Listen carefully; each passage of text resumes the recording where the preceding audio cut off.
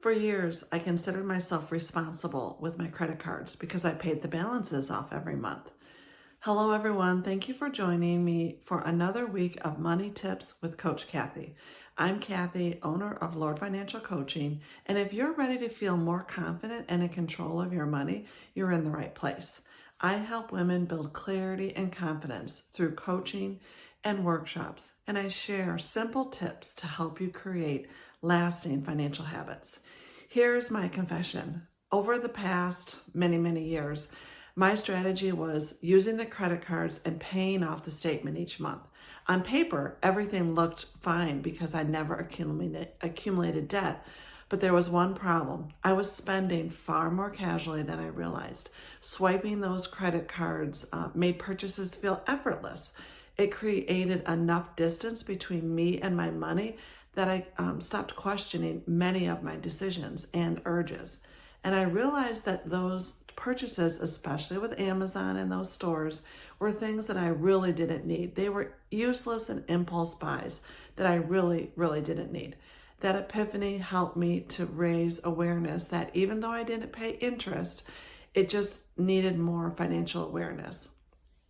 Using those credit cards created a psychological disconnect in my spending, and that spending did not align with my long-term goals. And so today's purchases became future Kathy's problems. And often I would get carry-out meals on the cheap, just very convenient and quick, and I just was spending those dollars needlessly.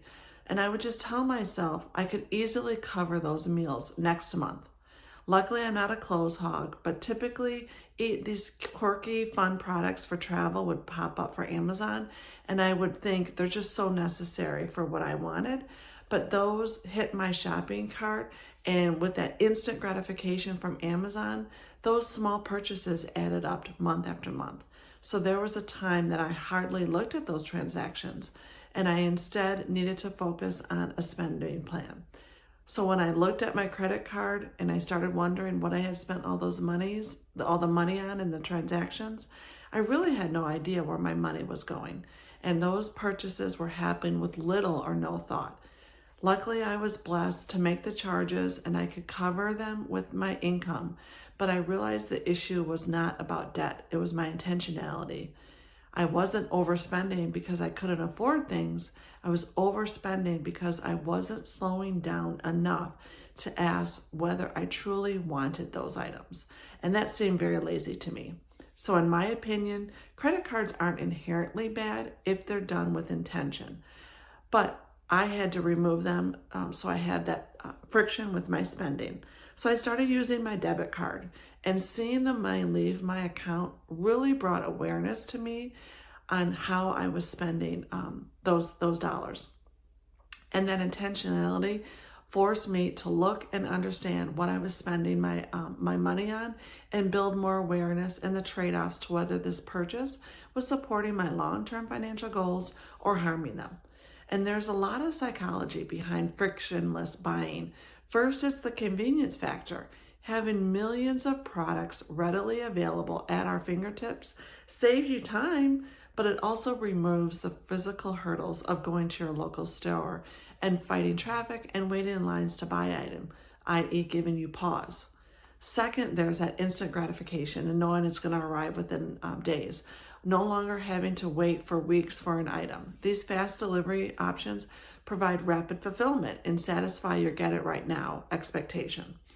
Third, you have perceived savings because of all the free shipping that you're taking advantage of. And the ease of comparing items makes you feel like you're making a cost-effective and logical choice in the moment when you're browsing the Amazon app. I realized in my reflection of using credit cards, I can be a bit impulsive. Well, really very impulsive. So I had to change that habit and create a new one. And so my new rule is that if I'm going to spend more than $100, I put it in my cart and I wait 48 hours before I buy it. It has to sit there. And believe me, that's been hard. But that quick satisfaction to get it on my doorstep is no longer happening. Instead, I'm waiting 2 days to decide, do I really need this? And guess what? Surprisingly, many of the things I thought I wanted or needed really didn't seem as important when you've waited 2 days for them. This personal rule reduced my impulse purchases and it allowed me to experience fewer buyer's remorse. And I started to feel more confident in my decisions because I kept asking myself, do I really need this? Plus, the added benefit was more money available for my goals, extra cash in my travel fund. Some of the benefits I experienced both financially and emotionally were more intentional spending. I got really focused on what really mattered to my life and for now and into the future. It also increased my savings. When I got focused to minimize my indulgences, it opened opportunities for additional savings, which was a win. One of the biggest wins was less buyer's remorse. When I held myself back from buying in the moment, I minimized my regrets later on, and I now have greater contentment with my purchases. Now that I really had to reinforce the need for those items to myself, it made me appreciate what I really had in my home and in my life. This built more confidence in my spending decisions without regret. I could now really support those decisions to buy, and it brought more confidence in those intentional lifestyle choices. More importantly, every dollar I choose now to not spend impulsively became a dollar that could support my future freedom to retire early. If you are diligent in paying off your credit cards every month, that's wonderful. But here's a question worth reflecting on. Are your purchases supporting the life you want to build, or are they simply supporting today's impulses? Sometimes financial progress is not about earning more money. Sometimes it's about creating enough pauses in between the desire to buy something immediately and the decision to actually do it. This week, try implementing your own 48-hour rule for purchases over $100. You may discover, as I did, that intentional spending feels more rewarding than instant gratification. And I also recommend you unsubscribe from the many emails we all get from retailers. Not only could it clean up your mailbox, but it also provides less temptation as you look to minimize those impulse purchases. Something to consider. Financial freedom is built through intentional choices, not perfect income levels. And if this message resonated with you, go ahead and hit the like and subscribe so you don't miss future tips and conversations. And if you found this helpful, check out more articles I've written on my blog. See you next time.